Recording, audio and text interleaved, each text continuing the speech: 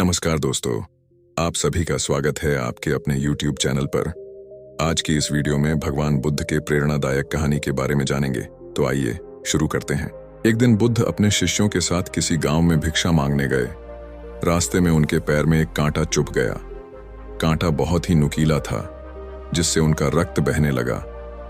बुद्ध के शिष्यों ने एक कपड़े का टुकड़ा फाड़कर उनके पैर पर पट्टी बांध दी। यह दृश्य कुछ लोगों ने देखा जो कि बुद्ध से ईर्ष्या करते थे। उन्होंने बुद्ध से कहा कि तुम तो अपने आप को सर्वज्ञ कहते हो, लेकिन दर्द को तुम भी सहन नहीं कर पाते हो। तुम ढोंगी हो और ये हमने प्रमाणित कर दिया है। ये कांटे हमने ही रखे हैं। इस गांव में तुम्हारा अपमान होगा, स्वागत नहीं। इस गांव में तुमको कोई भिक्षा नहीं देगा। बुद्ध ने उन लोगों से विनती की कि कृपया मुझे इस गांव में भिक्षा देने का अवसर दो।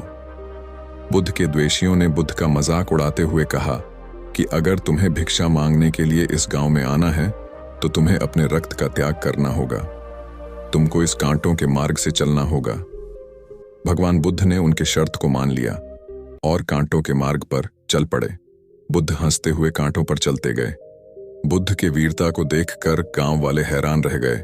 कुछ लोगों की आंखें चौड़ी की चौड़ी रह गईं।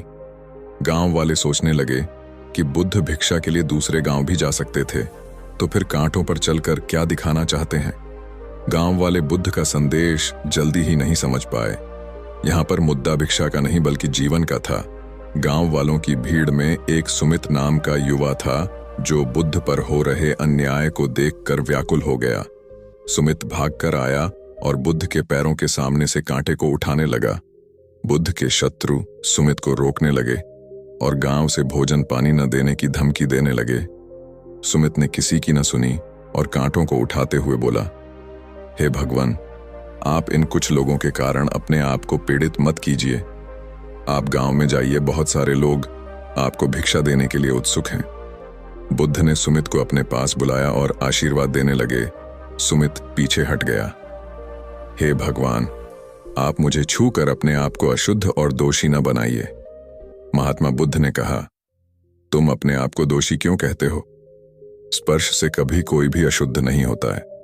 मनुष्य तो लोभ, लालच, घृणा, ईर्ष्या से अशुद्ध होता है। तुम्हारे अंदर तो प्रेम है, तुम दूसरों का सुख चाहते हो।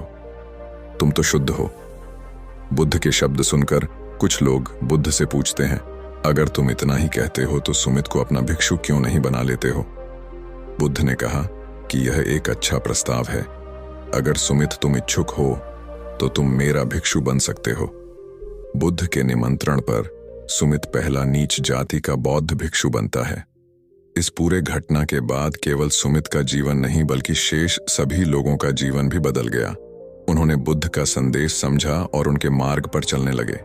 उन्होंने जाति, वर्ण, लिंग आदि के भेदभाव को छोड़कर सभी को समान दृष्टि से देखना शुरू किया। उन्होंने अपने अंतर में प्रेम, करुणा, शांति और अनुकंपा का भाव जगाया। उन्होंने अपने जीवन को एक नई दिशा दी और अपने आसपास के लोगों को भी उसका लाभ पहुंचाया। इस प्रकार बुद्ध के एक कांटे ने एक गांव को बुद्ध का बना दिया। इस वीडियो को पूरा देखने के लिए धन्यवाद। आशा है कि आप लोगों को यह वीडियो पसंद आई होगी। ऐसे ही वीडियो देखने के लिए हमारे चैनल को सब्सक्राइब कीजिए और हाँ, बेल आइकन प्रेस करना ना भूलें।